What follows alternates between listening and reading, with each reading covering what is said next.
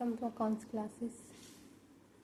Today I will discuss with you classification of liabilities. Okay, then let's start. Classification of liabilities. इसमें जो है classification of liabilities में देखेंगे कि liabilities का क्लासिफिकेशन जो है कितने पार्ट्स में किया गया है अकॉर्डिंग टू देयर नेचर। इनके नेचर के अनुसार जो है लाइबिलिटीज में भी क्लासिफाइड एज फॉलो। निम्न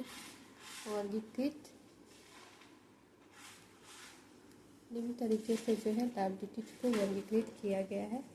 इसमें कि फर्स्ट है नॉन करेंट या उसको बोल सकते हैं लॉन्ग टर्म लाइबिलिटीज। तो चलिए मीनिंग जानते हैं कि नॉन करेंट या लॉन्ग टर्म लाइबिलिटीज जो है वो क्या होता है। Those liabilities which are to be repaid after 1 year or more are termed as non-current liabilities। इसका मीनिंग देखते हैं। वे लाइबिलिटीज जिन्हें 1 ईयर या उससे अधिक समय के बाद जो है चुकाया जाना है उसे जो है नॉन करेंट लाइबिलिटीज जो है कहा जाता है। Okay, those liabilities which are to be repaid after 1 year or more are termed as non-current liabilities। Way liabilities जिन्हें 1 ईयर और उससे अधिक समय के बाद चुकाया जाना है जिन्हें जो है नॉन करेंट लाइबिलिटीज कहा जाता है। दीज इंक्लूड, इसमें जो है शामिल है public deposits, long term loans, debentures and more. Public deposits हो गया, जो पब्लिक पैसा डिपॉजिट करता है ना उसे बोलते हैं। एंड लॉन्ग टर्म लोन्स में आ गया जो लंबे समय के लिए लोन लिया गया हो या दिया गया हो तो लॉन्ग टर्म लोन्स हो गया। डिवेंचर्स हो गया। ये सारा जो है नॉन करेंट या लॉन्ग टर्म लाइबिलिटीज में आएगा। अब सेकेंड देखते हैं कि करेंट या शॉर्ट टर्म लाइबिलिटीज क्या होता है। करेंट लाइबिलिटीज बोलिए या short term liabilities. Current liabilities को जो है शॉर्ट टर्म लाइबिलिटीज भी कहा जाता है। तो चलिए इसका मीनिंग जो है जानते हैं। Those liabilities which are expected to be paid within 1 year of the date of the balance sheet are termed as current और शॉर्ट टर्म लाइबिलिटीज। इसमें बताया जा रहा है कि वे लाइबिलिटीज जिनका बैलेंस शीट के डेट से 1 ईयर के भीतर जो है चुकाया जाना अपेक्षित है उसे जो है करेंट लाइबिलिटी या शॉर्ट टर्म लाइबिलिटीज कहा जाता है।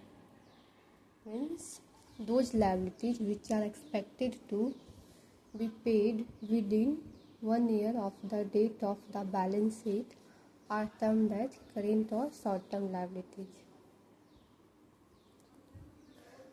वे लाइबिलिटीज जिन्हें बैलेंस शीट के डेट से 1 साल के भीतर चुकाया जाना अपेक्षित है यानी स्वीकार्य है उसे हम लोग बोलते हैं करेंट लाइबिलिटीज या शॉर्ट टर्म लाइबिलिटीज। अब इसमें क्या क्या इंक्लूड है तो देखते हैं। Days include bank overdraft, creditors, bills payable, outstanding expenses. ये सारा जो है करेंट या शॉर्ट टर्म लाइबिलिटीज में आएगा। See again, these include bank overdraft. Bank overdraft क्या होता है कि अगर हम लोग बैंक में हम लोग का बैलेंस है और हम लोग जो है बैलेंस से ज़्यादा लोन ले लिए तो वो ओवरड्राफ्ट के रूप में जो है बन जाता है। हम लोग को फी से पैसा जो है पे करना होता है तो ओवरड्राफ्ट हो जाता है। नेक्स्ट क्रेडिटर्स जो फी से हम लोग को जो है पैसा देना होता है। बिल्स पेबल हो गया, बिल्स देना होगा वो।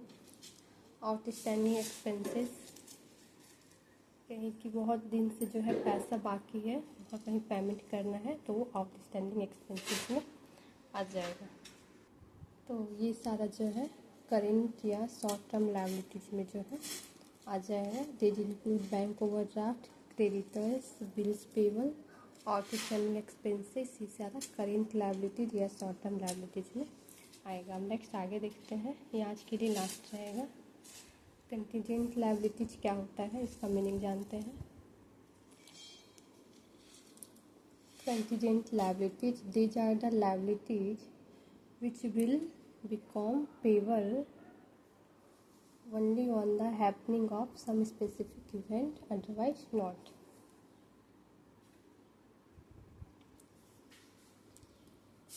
ये ऐसी लायबिलिटी है जिनका किसी विशेष घटना के घटित होने पर ही जो है पेबल होगी, दे होगी या जिसका भुगतान जो है किया जाएगा, अन्यथा नहीं। इसको हम लोग कंटीजेंट लायबिलिटी जो है बोलते हैं। See again, these are the liabilities which will become payable only on the happening of some specific event, otherwise not.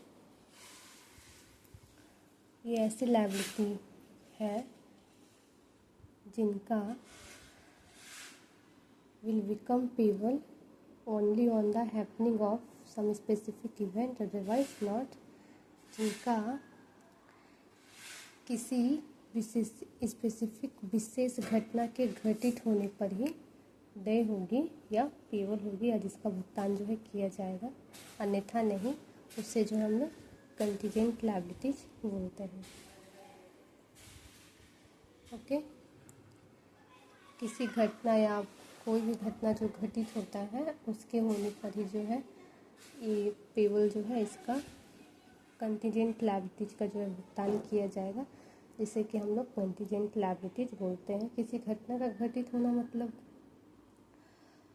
कोई भी घटना का एग्जांपल ले सकते हैं। आग से अगर कुछ लॉस हो गया, चोरी हो जाना, तो सारा जो है एक कंटीजेंट लायबिलिटीज में आएगा।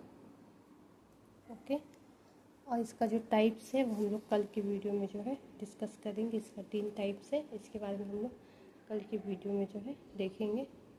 ओके, आज के लिए इतना ही। वीडियो पसंद आए तो लाइक कर दीजिएगा और चैनल पे नए हैं तो सब्सक्राइब कर दीजिएगा। Okay, bye, see you in the next video.